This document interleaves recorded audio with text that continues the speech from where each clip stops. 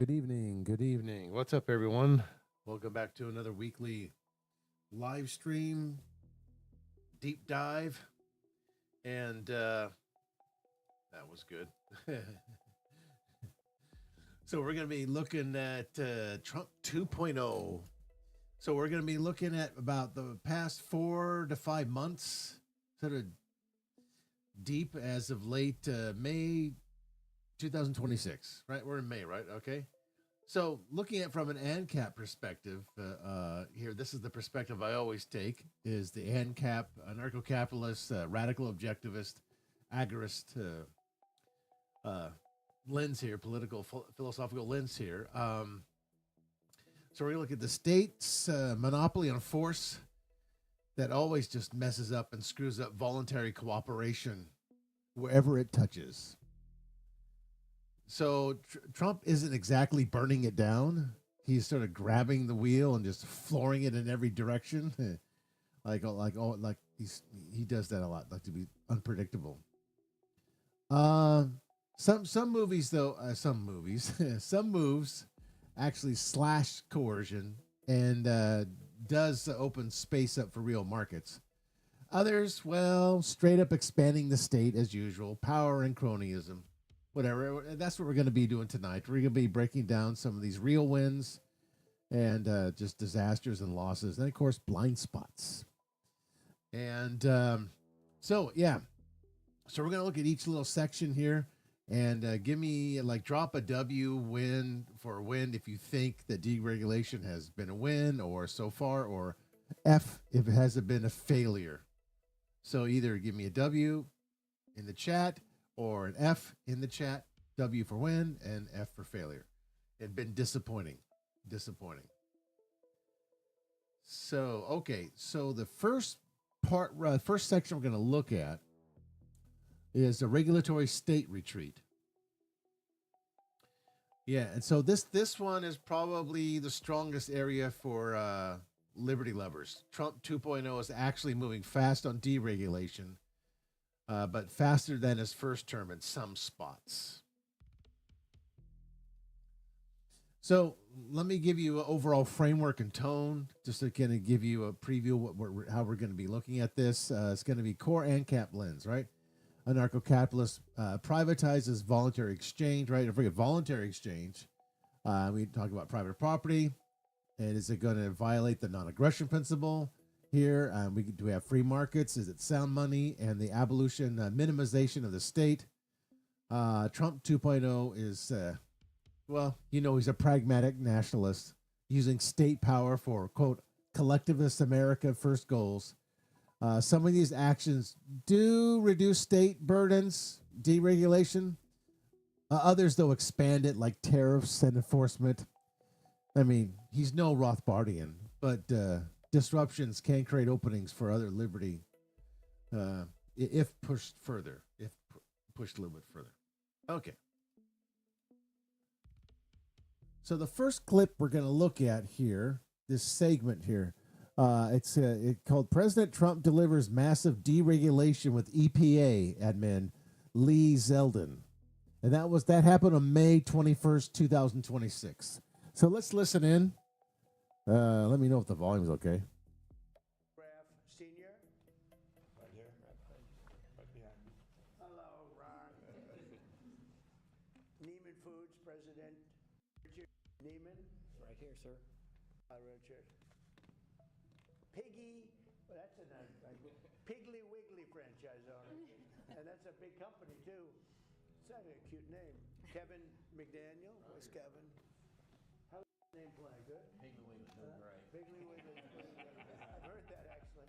That's great. Franchise owner, Kevin. So you met Kevin. And Food Fresh owner, Michael Gay. Food Fresh? Hi, Michael. How are you, Michael? Okay, just basic introductions. Okay, where's he get to the... Group of very large-scale retailers under the Biden administration. Here we go. So-called technology transition rule, which was crazy, forced companies to adopt specific high-cost refrigerants, massively driving up the price of transporting and storing refrigerants and various goods.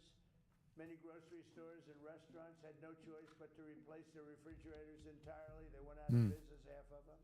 Yeah. And these costs rose. Americans faced higher grocery prices and reduced access to critical medical supplies. It was a very catastrophic thing that they did. At the same time, this rule also drove up the cost of living by forcing consumers to purchase higher cost residential air conditioning units. They went up very substantially in cost, and also they were going to be obsolete very quickly. Okay.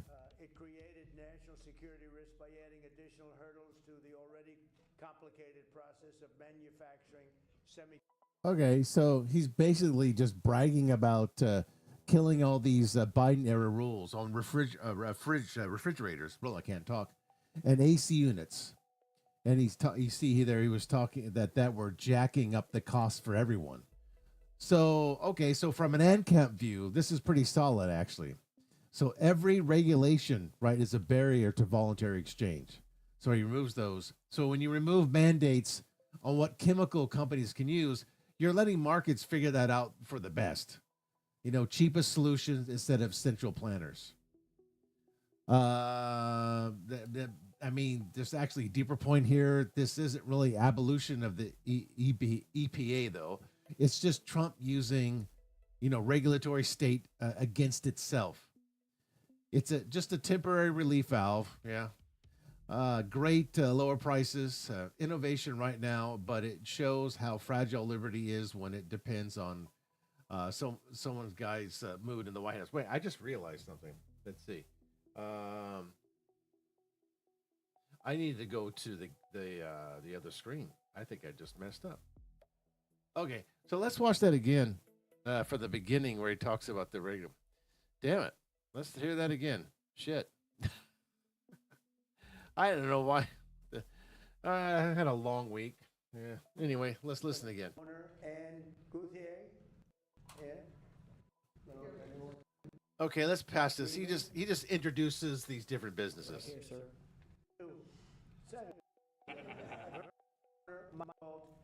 Let's go. I had it queued up. Storing prices and reduced access. Oh yeah, here we go.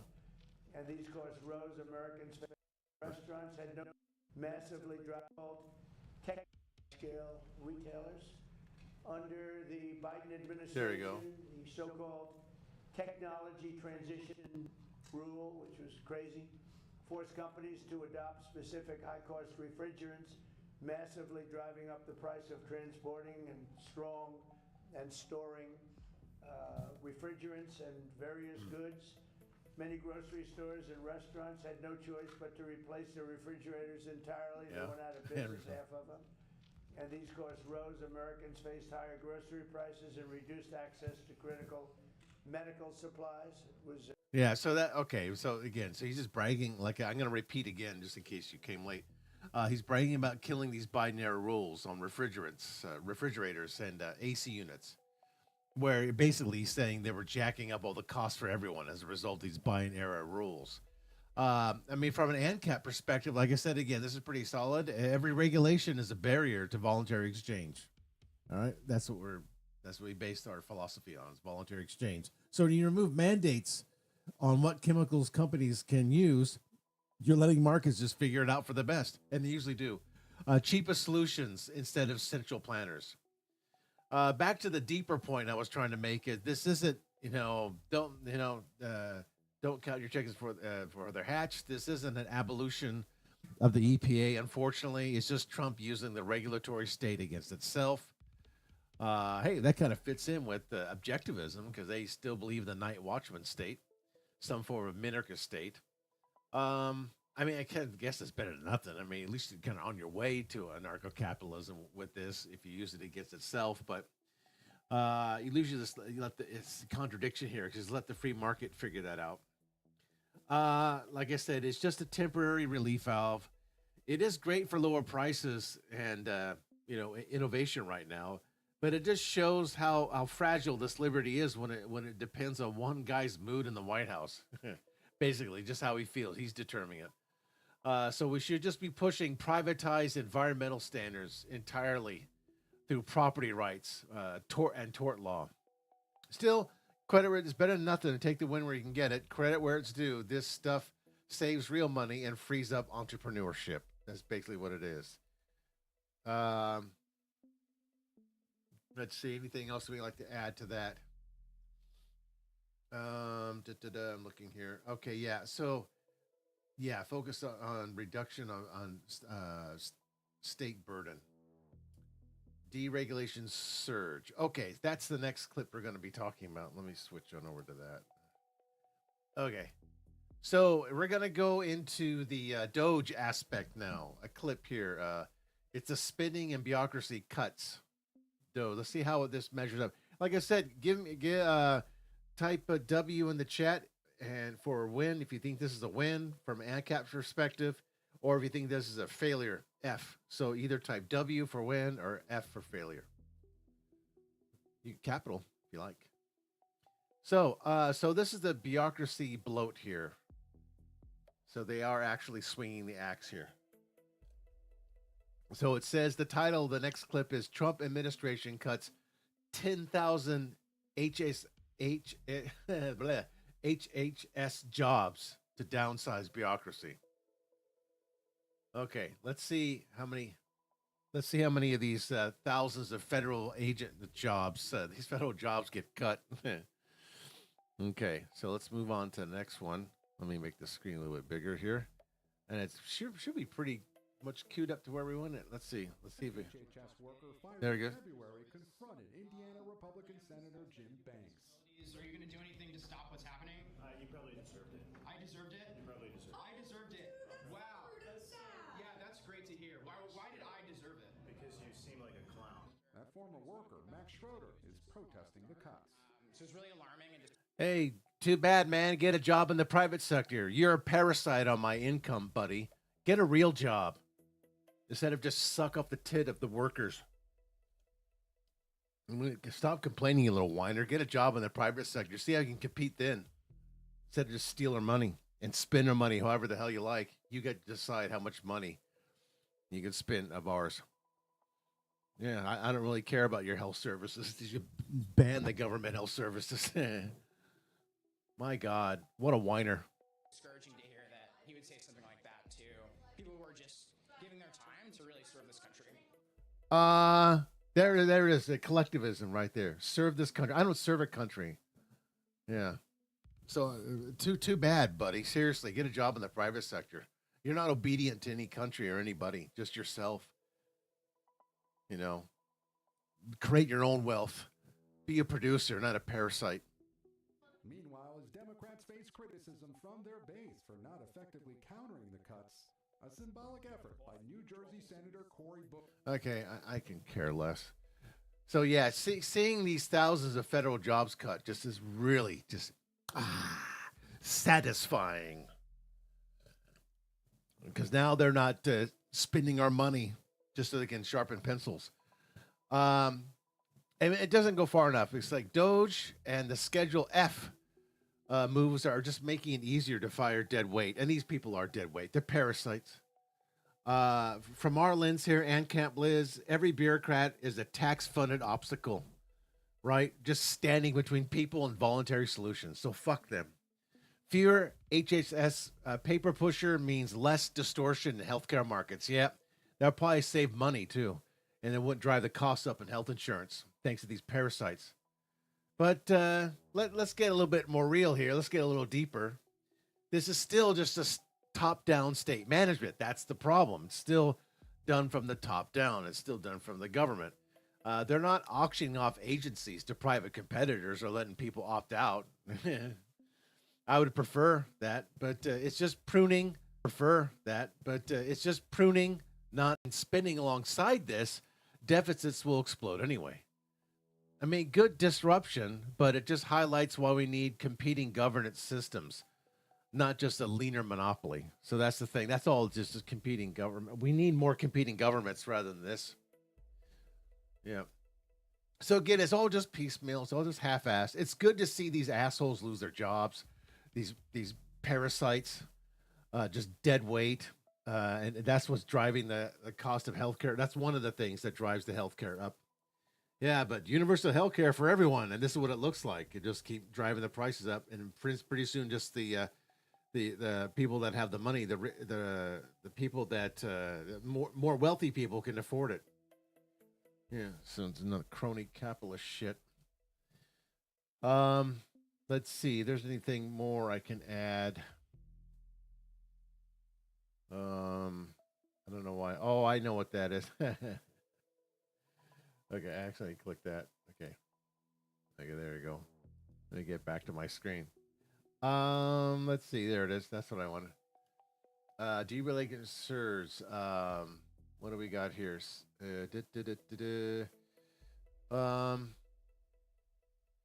Okay. Just give me a second here.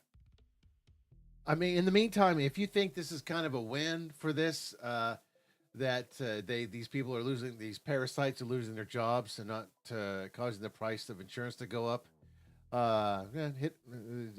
smash the W. Let's see. So yeah, I'm trying to see if there's anything else that I can add to this. I'm looking at my script here. Okay. All right, those are just highlights. Okay, so now moving on to our next segment here, energy and innovation. The energy and tech freedom is another bright spot here. So here, the clip we're going to watch is the Trump talks about deregulating AI to increase competitiveness. Okay. But then I was just reading that Elizabeth Warren, she wants to she wants to tax AI. Man, they really hate people, don't they? These damn red gang and blue gang people, they just really hate people. They just want to make it their life as miserable as possible and just more dependent on the state. It's like we should not imposing more tax, but she just figures, well, if we can tax this, we can get more of your money. So it's okay for a government to do this. It's okay for a government to decide all by themselves to just say, hey, I want some of that money. I want a piece of that pie. So they get to decide to steal that money and spend it however they want. So she just decides all by herself. I think we should just tax AI. Imagine if a corporation did that and just decided, hey, how about if we just tax the customer every time they walk into our store? Why not? Okay, so let's hear about deregulating AI. And again, I think it's something to do with Biden removing the AI rules. Let's see if he once again focused on being the best, not just being the most woken. Today and over the last couple of days, I've been reading about China. Well, wait, just like his voice sounds a little weird here. I don't know, is it me or is it the sound quality shit? But suddenly his voice is groggy. And some of the companies, raspy. One in particular, coming up with a faster method of AI, Yeah, and much less expensive method, and that's good. yeah. Well, that is good. You want more? You want a lot of that. You want to decentralize to Hollywood with those AI technology. Okay, let's see what Because you don't have says to here. spend this much money. I view that as a positive, as an asset. So I really think if it's fact and if it's true, and nobody really knows if it is, but I view that as a positive because you'll be doing that too. So you won't be spending as much and you'll get the same result, hopefully. The release of... Yeah, hopefully that might save on the healthcare costs for people if you fire these. I mean, that's only 10,000 HHS employees, though. That should be like 10 million. They should all be losing their jobs and just get a job in the private sector. You know, just say, sorry, we're closing down this tax here. You're no longer guarantee a salary off other people's wealth that they created. I mean, if you really care about the workers, like socialists and Marxists, Flagets always say, if you really care about the workers, why you just ban taxes then? That way they can get their entire paycheck. I mean, you know, Marx agreed to have like 100% tax something. DeepSeek AI from a Chinese company I'm sure I'm going to get some shit for that comment too, probably, if people are listening. Oh, you're wrong. should be a wake-up call for our industries that we need to be laser focused on competing to win because we have the greatest scientists in the world, even China. Oh, that's it? Okay. Okay, so anyway, was that the beginning? I'm a retired lieutenant colonel in the United States Marine Corps. Okay, I don't need to see that. Okay, let me get that out of the way. All right, we'll get to the next clip in a minute here. Let me make this one a little bit bigger. There you go.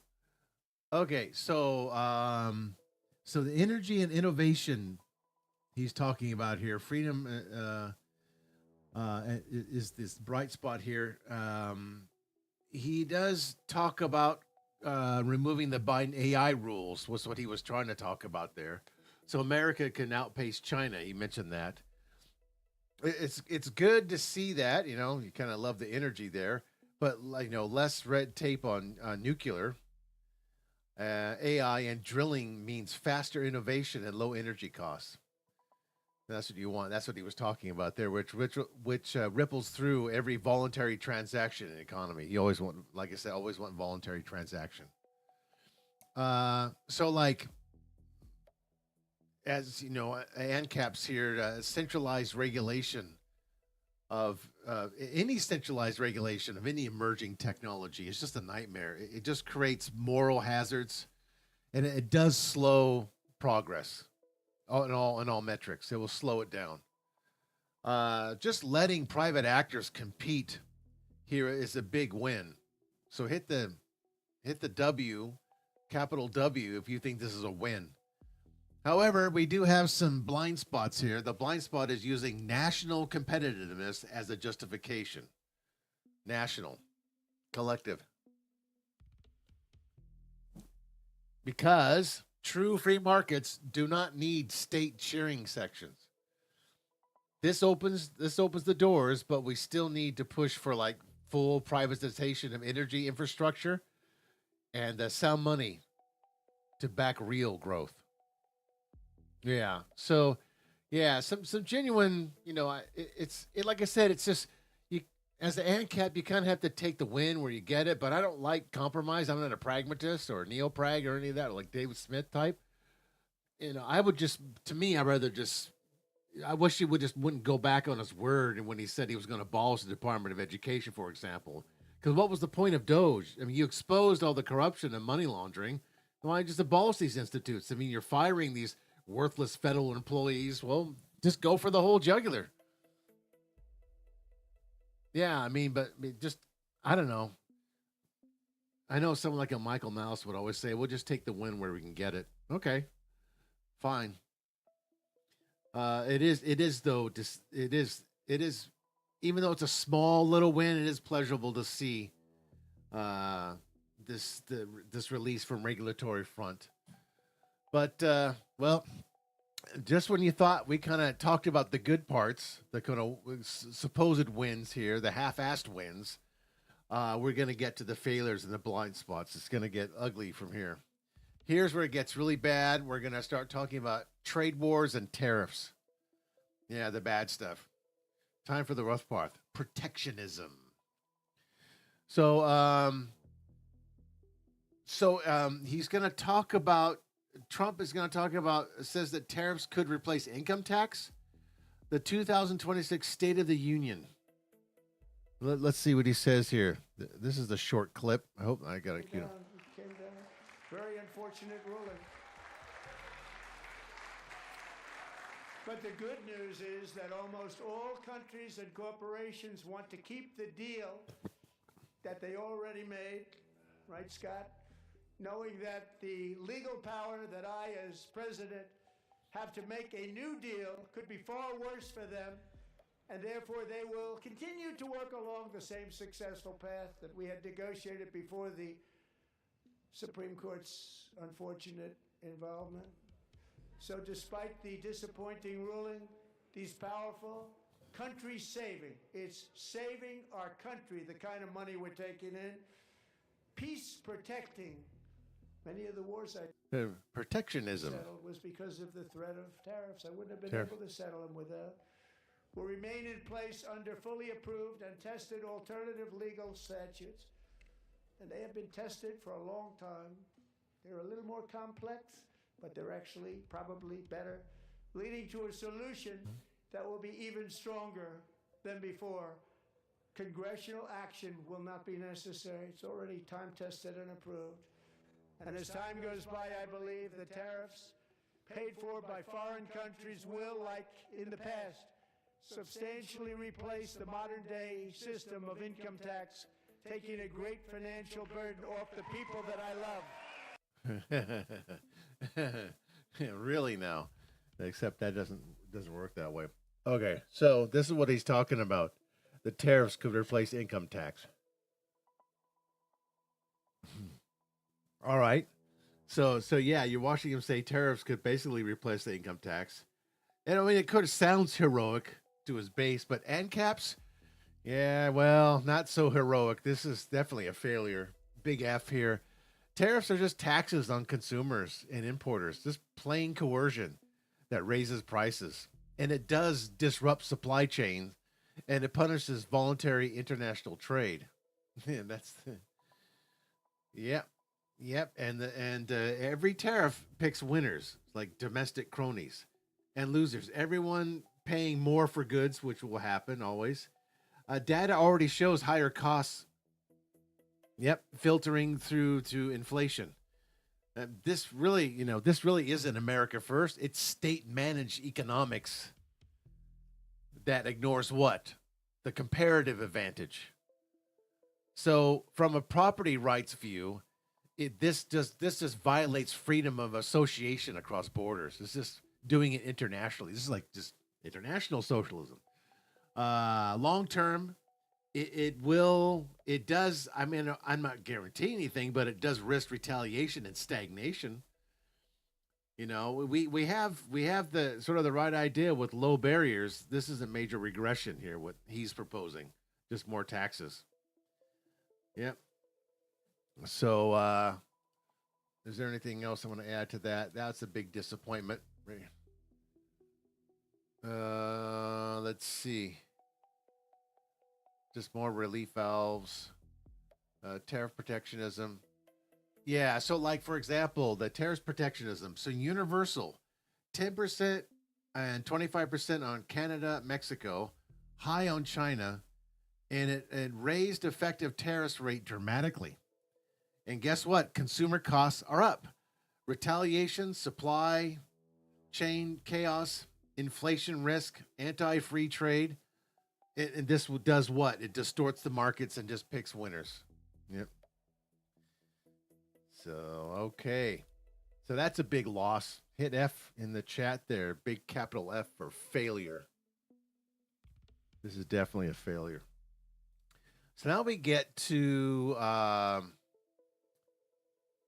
we're getting close to the end here. Now we're getting to the immigration and enforcement part. I mean, what do you think? Do you think borders are tricky for ANCAPs? I don't think they are, because I know, I know Fabian Liberty said he was for open borders recently. So is this really a tricky, sticky situation for ANCAPs or not? What do you think? Leave your take below here. So let's listen to the clip here, and it's from the We Don't Deport U.S. Citizens. Ton Hammond doubles down on mass deportation. So let's have a look at that clip, and that is the last clip we have to look at now. There's this guy, whatever you think of him. Let's see what he has to say. We don't deport U.S. citizens. Ton Hammond? Just another mafia guy in a suit. President Trump's been clear, and I've been clear, that there will be no amnesty. Is there any update with sanctuary cities, your relationship with them? Are you having any better progress? No, I think New York's getting ready to sign legislation that we have 287G agreements from some sheriffs in New York, and New York's getting ready to sign legislation that is going to end those agreements. They're going to end any cooperation with local law enforcement and ICE. They're even going to stop us from buying beds to to hold illegal aliens, which means several things. Okay, if you want to do that, we'll simply fly them out of the state. Rather than keeping them in the local community near their families and attorneys, we'll arrest them and fly them to Texas. I mean, I don't see how that is good for anybody. It's hard to understand this guy. I'm listening to him and I'm trying to go, what is he saying? He has a weird way of speaking. It's not very clear enunciation. But, you know, Governor Hochul has said, you pull back her clips from the past year. ICE should be concentrating on criminals. ICE should be concentrating on criminals. I support that. Well, how do you square that while locking us out of the jail? How do you square that with ending 287G agreements? And it's all based on a bunch of lies. The lies from the left that says ICE is out, ICE is arresting people in churches and schools and hospitals. And I challenge anybody, any of you, give me one example where ICE has arrested somebody in a church. Give me one example we arrested anybody inside a hospital or elementary school. More political theater there. Well, let's keep listening here. Violated the sanctuary of the church with Don Lemon and that group. We have not. We tried now look, let me make it clear. If you're a significant public safety threat or national security threat, there's no sanctuary in this country. If we can find you, we're going to find you. But we tried very hard to do things the right way and not have to go into an elementary school or a church. And the numbers prove it. We look at the numbers, and the other thing, about... Okay, so he's... I mean, he's... I guess he's going pretty hard on mass deportations. But the thing is that securing borders has a logic if you see the nation as a collective property. That's the key. Yeah, and you want to stop welfare migration. That's the other one. You want, like, I made a video about this anyway. You want to stop immigration, abolish welfare state. Stop the welfare migration, just abolish the welfare state completely.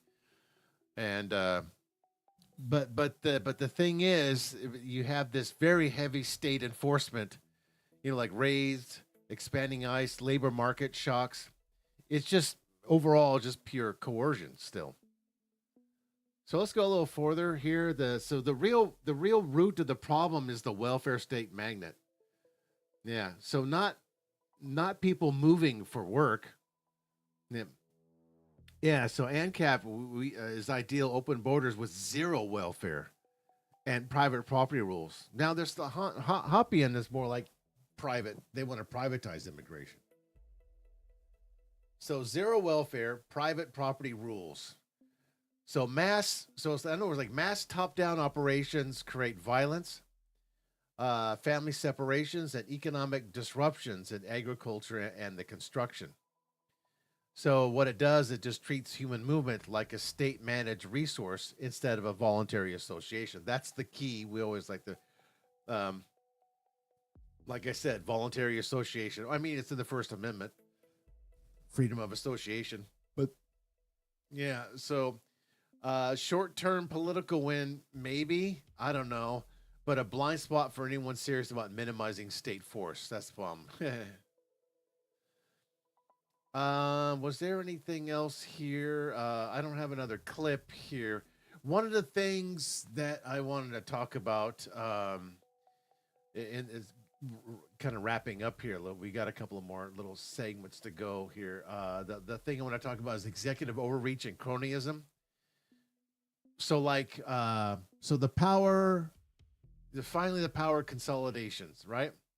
So Trump's basically using executive orders left and right. He was cutting deals with corporations, pressuring companies. That doesn't sound like a capitalist.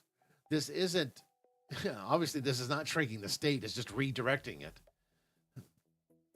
Ancap red flag here, centralized executive power sets the terrible precedents. So one administration deregulates, the next weaponizes the same tools, in other words. So he has the crony partnership between big government and big business, distort markets, worse than pure regulation sometimes. Because, a true liberty needs polycentric law, private arbitration, and competing currencies. Not hoping the right guy holds the monopoly reins. Yeah, right. So basically Trump shakes the cages, but doesn't open it. net. Some wins, but the failure to reveal the limits of the nationalist statism. Yeah. So let's see, broader. I'm going to kind of start to wrap it up now. Talking more of the broader ANCAP takeaways. Overall, I'd score Trump 2.0 as a C plus for liberty. Real regulation and bureaucracy just cuts our meaningful short-term gains. Like I said, when the blue gang comes back into office, they can just redo this stuff. They can start rehiring these people, the HHS. They can just undo of all Trump's executive orders and pass their own executive orders, and it would just be just more of the same. It would just be now the blue gang is in power, and now they're going to just do pretty much the same as what the red gang is doing here. But we got tariffs, like I said, we overreach, and these are just sort of half measures that on a root cause just drag it all down. So the big lesson here, I hope the takeaway here is relying on state to fix the state is a trap, obviously. So, like agorism always wants to do, we always want to build parallel systems, like crypto economies, private cities, full privatization. And the main thing that to take away from here is the disruption creates a space.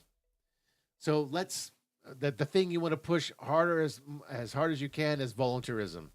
So if you know anybody in office, I would just maybe get on X and try to push people that are more libertarian minded towards voluntarism instead of this.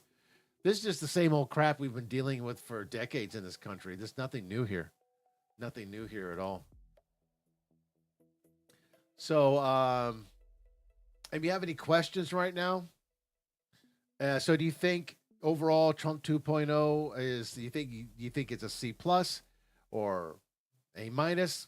Let me know in the comment section below, and if you have any questions now, go ahead, free to ask me some questions. And I don't have any more clips to share, so.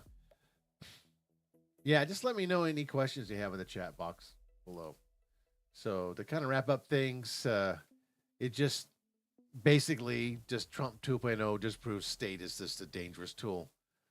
So don't get too excited. Don't cheer it when points in a direction you like. Yeah, it may point in that direction, but it's not really going that direction.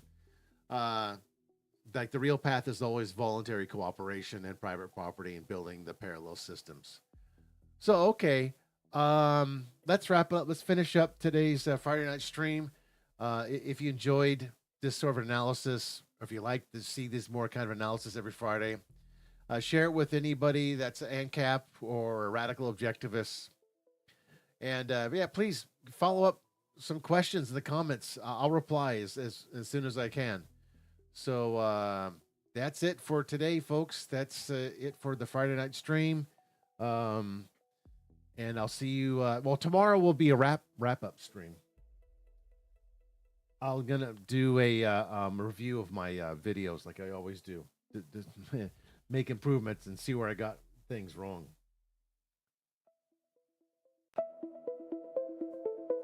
All right.